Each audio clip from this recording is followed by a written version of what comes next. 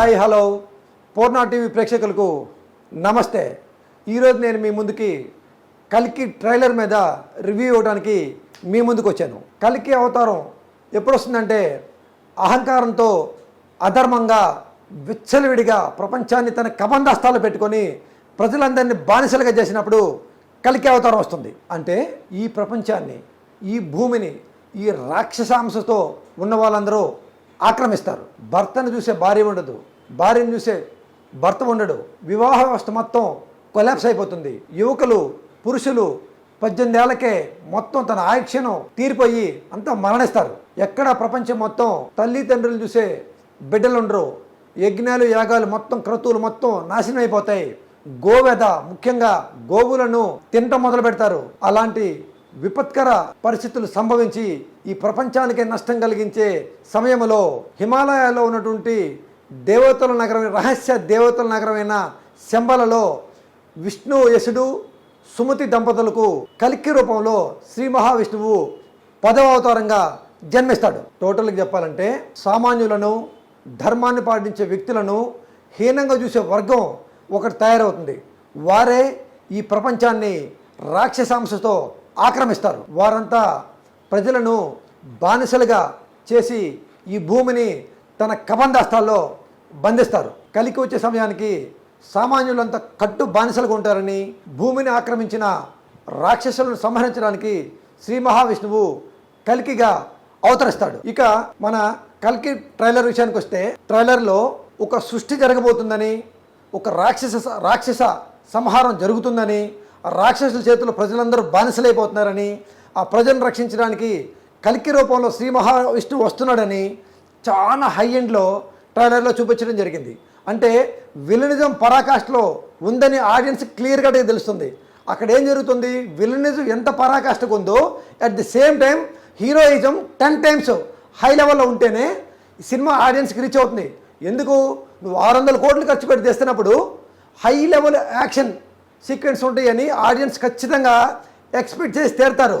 దానికి ఆపోజిట్గా కానీ జరిగిందంటే, విలనిజం ఎంత పీక్ లెవెల్లో ఉందో హీరోయిజం ఎంత డౌన్లో ఉందంటే సినిమా ఖచ్చితంగా పరాజయానికి దారితీస్తుండటంలో ఎటువంటి సందేహం లేదు. అశ్వత్థామ క్యారెక్టర్లో అమితాబ్ కనిపిస్తాడు. దీపికా పదుకునే ప్రాణంలో ఇంకో ప్రాణం అంటది. అప్పుడు అమితాబ్ బచ్చన్ అంటే అశ్వత్థామ క్యారెక్టర్ ఏమంటుందంటే, అవునమ్మా నువ్వు కనబోయేది మామూలు వ్యక్తిని కాదు, ఒక సృష్టిని అనగానే సినిమాలో అత్యంతం స్కై లెవెల్కి ఆడియన్స్ ఎక్స్పెక్టేషన్ వెళ్ళిపోయాయి. ఇక్కడ హీరో ఎంట్రీ విషయానికి వస్తే పొద్దున్నే ఫైట్ ఏంట్రా, నేను ఎటువంటి కళ్ళ ఉన్నా తెలుసా, పొద్దున్నే ఫైట్ ఏంట్రా అని డైరెక్టర్ ట్రైలర్లో చూపించాడంటే అర్థం ఏంటి, హీరో ఓటమి ఎరుగని పరాక్రమవంతుడిగా చూపించే ప్రయత్నం చేశాడు. దీంతో కూడా ఆడియన్స్ ఎక్స్పెక్టేషన్స్ ఇంకా హై లెవెల్కి వెళ్ళిపోతాయి. మళ్ళీ ఒక కుర్రాడు వచ్చి, భైరవ నాలాంటి వాళ్ళకి అక్కడ నువ్వు ఎంతమందికి హీరో తెలుసా, నువ్వు నాతో పాటు రా అనే డైలాగ్. అంటే ఇతను రాక కోసం కొన్ని 100,000 మంది ప్రజలు, అంటే దారుణమైన స్థితిగతుల్లో ఉన్న ప్రజలు హీరో కోసం ఎదురు చూస్తూ ఉంటాడు. కానీ ఇక్కడ హీరో క్యారెక్టర్ ఎలా చూపించా అంటే సెల్ఫిష్నెస్, తన స్వార్థమే తనది అని చెప్పేటటువంటి క్యారెక్టర్ని తీసుకెళ్ళి మెయిన్ కథలో ఇన్వాల్వ్ చేసి వాళ్ళని శిష్ట రక్షణ దుష్ట శిక్షణ అన్నట్లు వాళ్ళకి ఎలా న్యాయం చేయబోతున్నాడు, వాళ్ళ సమస్యలను ఎలా తీర్చబోతున్నాడు అనేదే మనం మెయిన్ కథగా చెప్పుకోవచ్చు. ఇంకోటి, ఈ సినిమాలో ప్రభాస్ క్యారెక్టరు అంత శక్తివంతంగా కనిపించట్లేదు. యాక్చువల్గా ప్రభాస్ క్యారెక్టర్ ఎలా ఉండాలని ఆడియన్స్ ఎక్స్పెక్ట్ చేస్తారంటే, మందర పర్వతం గుహల్లో నుంచి వస్తున్న సింహంలాగా, బగబగమండే సూర్యుడిలాగా, గంగా నదిలో స్నానం చేసి యుద్ధానికి బయలుదేరుతున్న ఏనుగులాగా ఆడియన్స్ ఎక్స్పెక్ట్ చేస్తారు.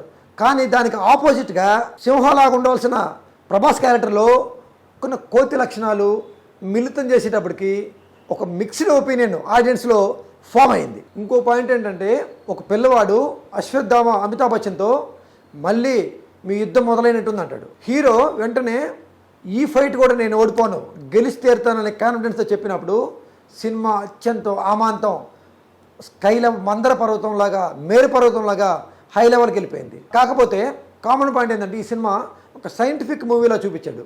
సైంటిఫిక్ మూవీలో ఏమిటి, మాన్యువల్గా చేసేది ఉండదు, అన్ని యంత్రాలు, ఆయుధాలతోటి ఇక్కడ దూకటం, ఎక్కడో పడతాం, అక్కడ దూకటం, ఇంకెక్కడో పడతాం, ఈ రకంగా గాల్లో ఫైట్లు జరిగినప్పుడు ఆడియన్స్ ఎంతవరకు కనెక్ట్ అవుతారు సైంటిఫిక్ మూవీస్కి అనేది ఒక పెద్ద question mark. Cinema scientific movie లాగా ఉంటే ఈ చిన్నపిల్లలు కార్టూన్ మూవీస్ చూసినట్టు వాళ్ళకి కిక్ ఉంటుంది, కానీ పెద్దవాళ్ళకి అంత పెద్దగా కిక్ ఉండదు. ముఖ్యంగా డైరెక్టర్లు అందరూ తెలుసుకోవాల్సిన విషయం ఏంటంటే, మీకు నచ్చిన కథతో ఒక యాక్షన్ మూవీ తీస్తున్నప్పుడు అందులో ఉన్న హీరో క్యారెక్టరు అత్యంత శక్తివంతంగా ఉండాలి, కాదు ఉండి తీరాలి. ఇది ప్రజాశాసనం కాదు.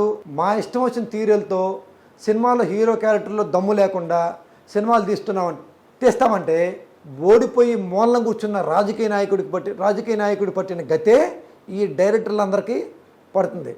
ఇది ప్రజాశాసనమే. కల్కి ట్రైలరు సూపర్గా ఉంది, అందులో ఎటువంటి సందేహం లేదు. కాకపోతే నేను ఇండివిజువల్గా ఫీల్ అవుతుంది ఏంటంటే, యాక్చువల్గా కల్కి అవతారంలో కల్కి ఒక పెద్ద గుర్రం మీద వాయువేగంతో ప్రయాణించే గుర్రం మీద తను ప్రయాణిస్తాడు. తన చేతిలో కొన్ని వందల మంది రాక్షసులు చంపే కత్తి అతని చేతిలో ఉంటుంది. కానీ ఇందులో హీరో క్యారెక్టర్ని చాలా బలహీనంగా కామెడీగా చూపించడం ఒక్కటే నాకు కొంచెం ఇబ్బందిగా అనిపించింది తప్పితే, ఓవరాల్గా ట్రైలర్ మొత్తం ఎక్స్ట్రీమ్ లెవెల్లో ఉంది. 600 కోట్లతో బడ్జెట్తో ఈ సినిమా మినిమం 2000 కోట్లు కలెక్ట్ చేసి బాక్స్ ఆఫీస్ని షేక్ చేయాలని, ప్రపంచంలో మన భారతీయ సినిమా ఘనతను చాటాలని మనస్ఫూర్తిగా కోరుకుంటూ గుడ్ బై.